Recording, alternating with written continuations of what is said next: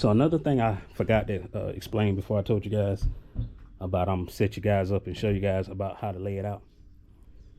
The next thing that you're gonna need that I did not explain was you're gonna need a set of starter shingles.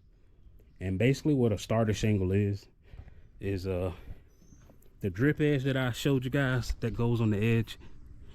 What you want to do is, if you just use a row of shingles to start off with, the same keyways that I was telling you about, if you look through here, you can see the wood. So if you just imagine it being on the roof, if you didn't have a set of starter shingles under this shingle, you would have exposed wood there, or felt paper, or whatever you're using as an underlayment. So what you want to do is you want to get starter shingle. And I've saw a couple of different ways of doing starter shingle. I've seen it where, you know, they put the glue facing going towards the top of the roof, and put the non-glue side at the bottom with the drip edge. I didn't do mine that way. And the reason that I didn't do mine that way, because if this starter shingle is not only supposed to be a way that the water drips off the roof, but also a way to hold these bottom tabs down from the wind blowing them off and throwing them up, I would think that you want your glue as low as you can get it. So what I'm doing is I'm making my starters where my glue line is hanging pretty much off the edge of the building on the bottom part, but on the gable ends my glue line is going to be hanging off the edge of the building as well. So you can buy starter or you can make them. I think most companies that you use shingle wise, they recommend that you buy starter. But when I was at my local Home Depot, a bundle of starter was like $40 something for a bundle of starters. I mean, I was already buying the shingles, so I said I can just make my own starter. So to make your own starter, you pretty much want to flip your shingle over, and if you see, the shingle has a tab that's here and it has another tab on the opposite side. All I did was got another shingle, put it on that tab on this end, and match up the same tab on the other end, and I cut each of these tabs off, where all I'm left with is just this is all I'm left with. And I cut all those tabs off, and I did that for enough starter to do this whole entire gable end, the edge here, and the gable end going back up. So you want to cut off enough of these shingles, tabs, and everything to accommodate everything you need.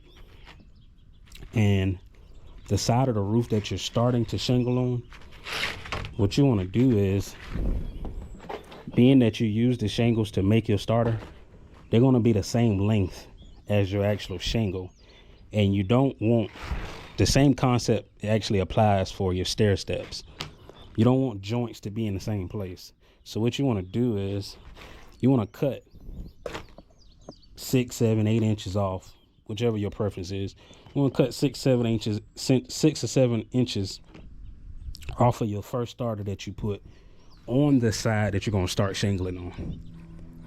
And reason being, so that when you start your shingling,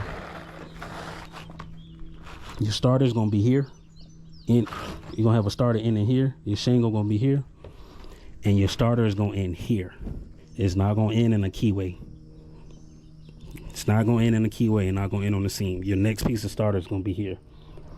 So you just want to cut 6 inches off your first piece of starter that you put, so that you're able to stagger your joints. I know I was long-winded explaining that. I hope you understood what I said. If you didn't, make sure you just comment, and maybe I'll comment back and make it in a way that you can understand it. Make sure y'all like the video, subscribe to the channel, share all the videos, and I pray that this is beneficial and helpful for you. So I'm gonna set you guys up and let you guys see me put out some chalk lines and get ready to shoot some shingles. All right, I'll catch you on the top of the roof.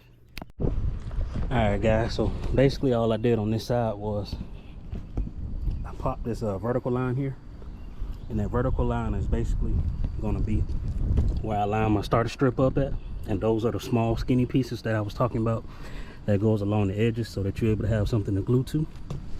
And as you can see, if you imagine that this is a piece of shingle, you have a glue tar line right here, and it's able to hold that end down. So we're gonna do a starter shingle all the way down vertically.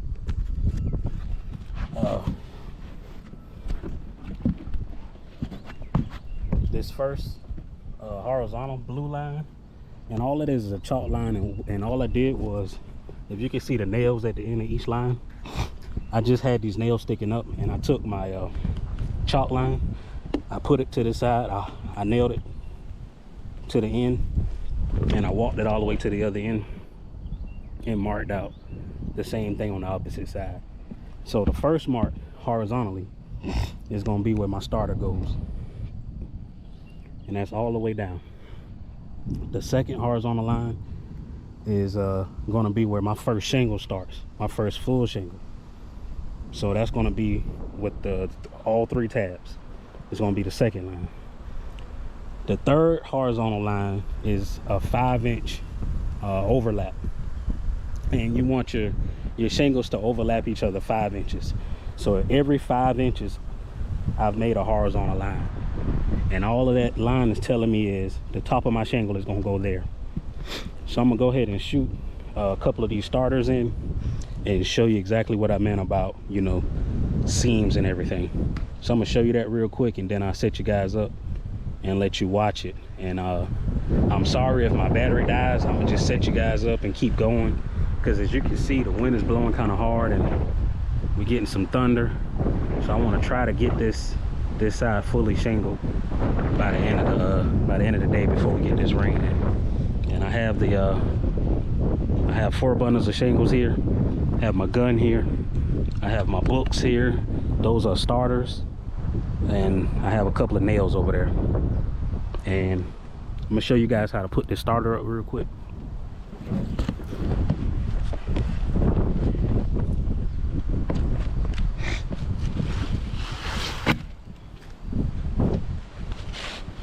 So this first starter here, this is not going to be the one I put here. This is going to be the one I'm putting at the bottom where I'm going to start my shingles.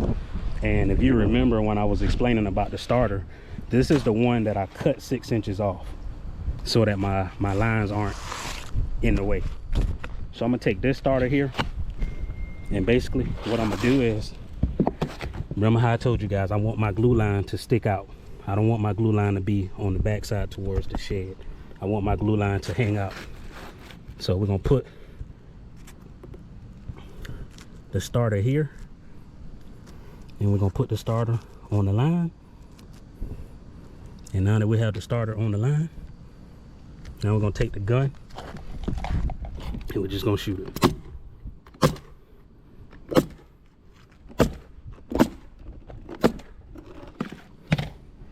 And nails like that didn't go down all the way, you wanna go ahead and hammer them in.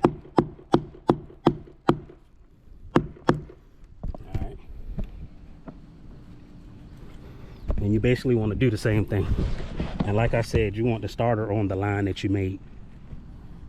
And for you, all I did was, however much you want this starter to overhang this drip edge, what you want to do is you would just want to subtract that amount that you want the overhang from the actual width of the starter. And if you subtract what you want to overhang from the width of the starter, whenever you get that amount and you subtract it, all you have to do is hook your tape measure on the end, pull your tape to where you want it to end, make you a mark or put you a nail there, or somehow make you a line, and it's going to line up perfectly for whatever overhang you want. So like I said, I'm not a professional, so I'm not going to tell you what overhang to do, what overhang is suggested or anything. Do whatever you feel comfortable, or whatever, you know, someone that's a professional advise you to do. So like I said, I'm gonna line them up with my line. And some of my starters is not cut exactly perfect because I freehand cut these, so they aren't perfect, but they'll be close enough.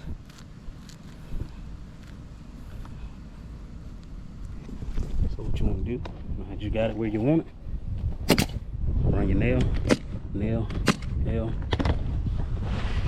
You put about 6 nails in it.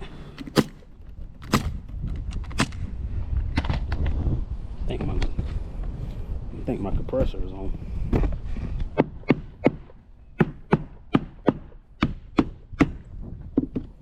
Alright. So on this one, remember guys, I was telling you about that sharp one.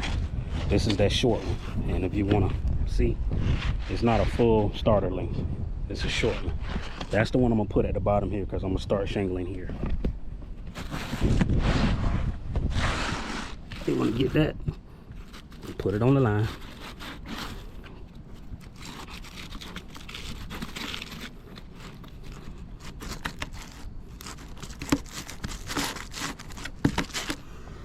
Have a piece of,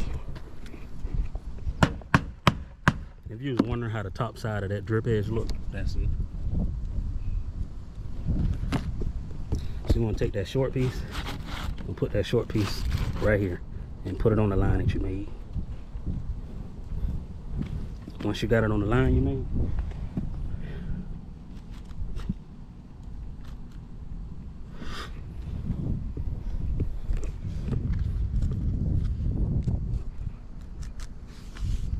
once you got it on the line, go ahead and shoot it.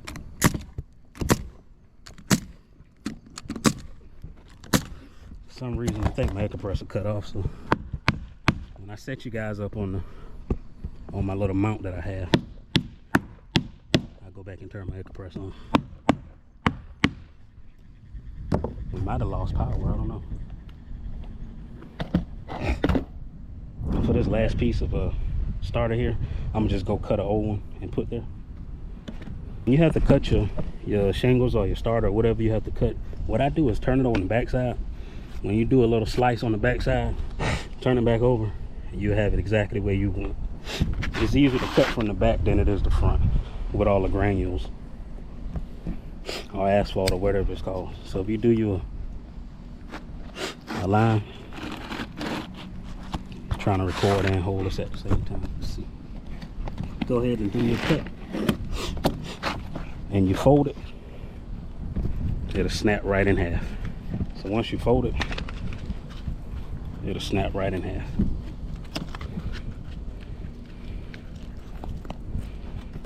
And that's the tar.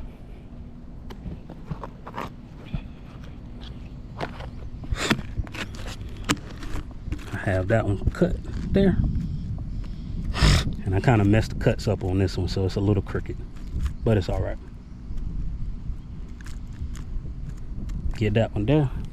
Let's go ahead and nail it.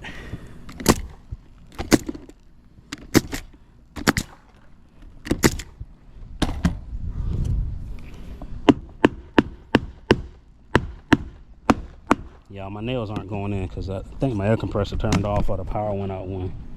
And with that little lip there, what you want to do is where your starters overhang, this top one, what you want to do is you want to take that one and cut this excess off. Cut like a little triangle out of it, just so you can expose more of that tar line.